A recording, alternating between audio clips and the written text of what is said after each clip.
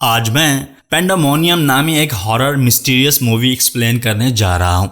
Movie का start Nathan नामी एक शख्स के साथ होता है जो सड़क के बीच में जागता है और अपनी कार को देखकर उसे एहसास होता है कि उसका कार एक्सीडेंट हुआ था। लेकिन हैरत की बात यह है कि वो बिल्कुल ठीक दिखाई दे रहा है, जिसके बॉडी पर कोई भी जख्म नजर नहीं आ रहा।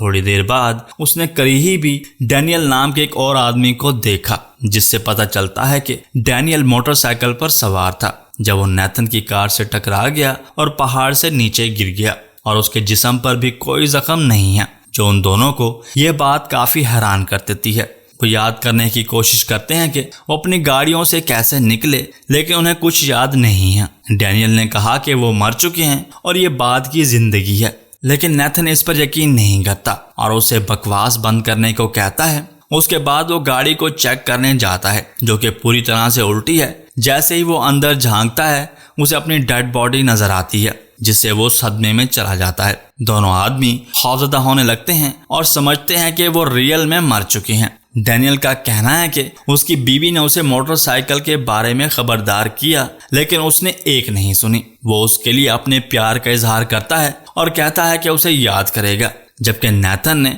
अभी भी अपनी मौत को कबूल करने से इनकार कर दिया, ये कहते हुए कि वो मरने के लिए बहुत छोटा है। उसने इंकशाफ किया कि उसे हाल ही में प्रमोशन मिली है और वो एक शानदार जिंदगी गुजार रहा है। डैनियल हैरान है कि नेथन ने अपनी बीवी का जिक्र क्यों नहीं किया, लेकिन थोड़ी ही देर बाद एक कार उनके सामने आती है और नेथन को यकीन होता है कि अगर उन्हें अस्पताल ले जाया जाता है तो वो फिर भी जिंदा हो सकते हैं। फिर एक आदमी कार से बाहर निकलता है और नेथन उससे बात करने की पूरी कोशिश करता है। ताहम दोनों आदमियों पर कोई तवज्जो नहीं दी गई क्योंकि वो आम लोगों को नजर नहीं आते। वो आदमी नेथन के वॉलेट से कुछ रकम निकालता है और उन दोनों को चौंका कर भाग जाता है। जब वो सोच रहे थे कि आगे क्या करना है, नेथन ने कहा कि उसने अपनी बीवी को मार डाला, लेकिन वो कसम खाता है कि ये हमदर्दी से बाहर था। तभी डैनियल म्यूजिक सुनने लगता है जिसे नेथन सुन नहीं पाता। एक वाइट डोर सामने आता है और अचानक पूरी जगह बर्फ से ढक जाती है। जब वो वाइट डोर की तरफ चलते हैं तो करीब ही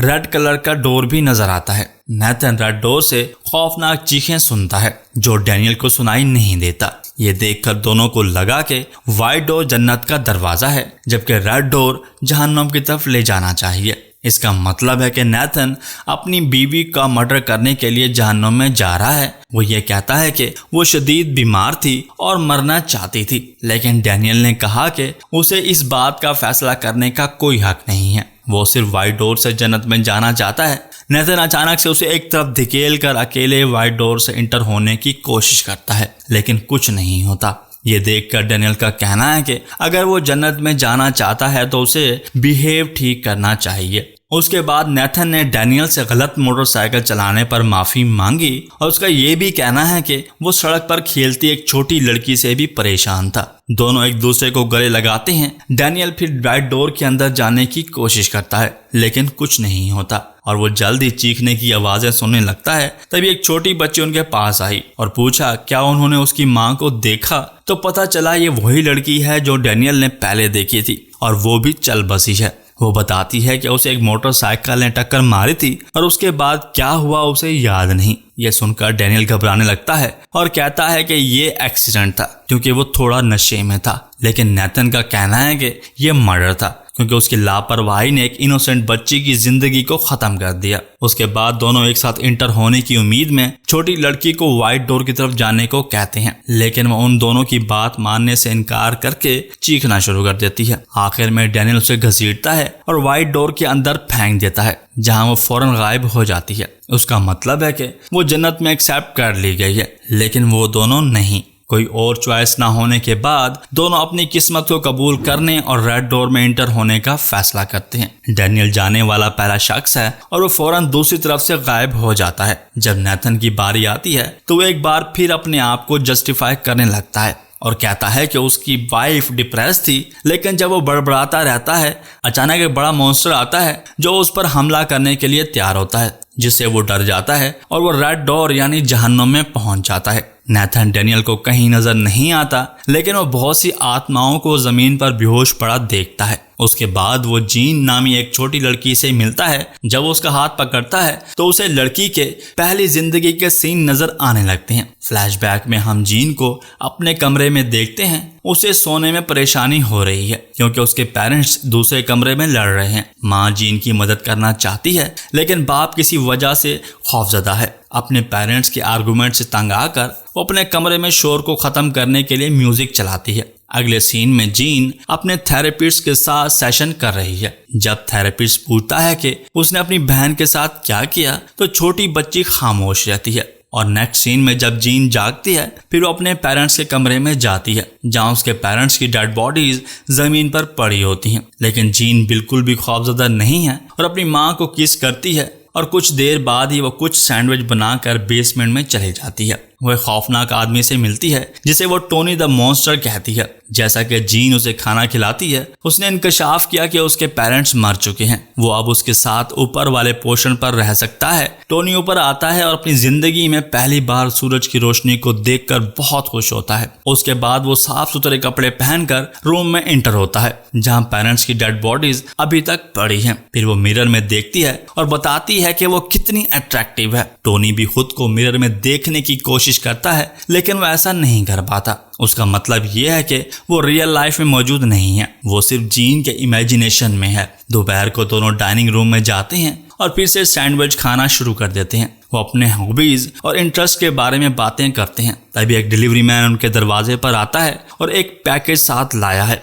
और उसे डिलीवर करने के लिए उसे एक सिग्नेचर की जरूरत है। चूंकि जीन सिग्नेचर करने के लिए बहुत छोटी है, इसलिए वो कई बार टोनी को पुकारती है। वो जवाब नहीं देता तो डिलीवरी मैन यह कहकर चला जाता है कि वो किसी और दिन वापस आ जाएगा।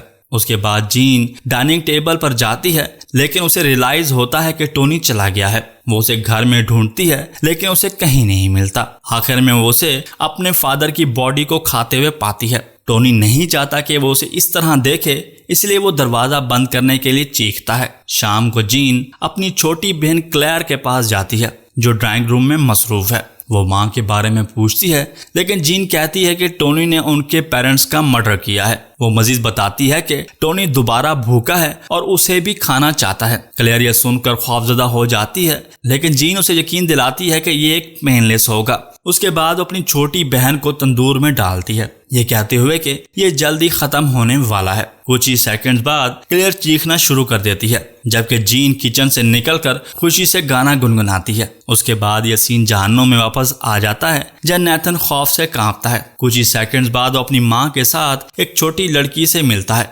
उसने उन दोनों औरतों की बॉडीज को कवर किया और खुद भी जमीन पर लेटकर अपनी मौत का इंतजार कर रहा है। लेकिन कुछ ही देर बाद एक शैतान आकर ऐलान करता है कि वो उसे सजा देगा। नैथन एक बार फिर अपनी बीवी के साथ किए हुए पर जस्टिफाई पेश करने लगता है और शैतान उसकी बातों को इग्नोर करके आगे बढ़ने का कहता है। वो नैथन को बताता है कि उसकी पहली सजा आइसोलेशन है, जिससे उसकी आत्मा पास्ट मेमोरीज को भूलकर प्योर बनेगी। नैथन फिर एक कमरे में चला जाता है जहाँ फ्लोर पर और भी डेड बॉडीज पड़ी होती हैं। शैतान बताता है कि उसे यहाँ 4000 साल रहना पड़ेगा, जिसके बाद उसे एक और सजा का सामना करना पड़ेगा। नैथन प्रोटेस्ट करने की पूरी कोशिश करता है, लेकिन शैतान अचानक गायब हो जाता है। कुछ ही देर बाद बिली नाम के एक क्रिएचर कमरे के कोने से निकलकर नैथन से पूछा कि क्या वो उसका नया खिलौना है। वो उसे इनकार करके कहता है कि उसे तकलीफ ना हो और बिली आगे बढ़ती है। वो नैथन को इस कदर मारती रहती है कि उसकी आत्मा तबाह हो जाती है और चंद मिनटों बाद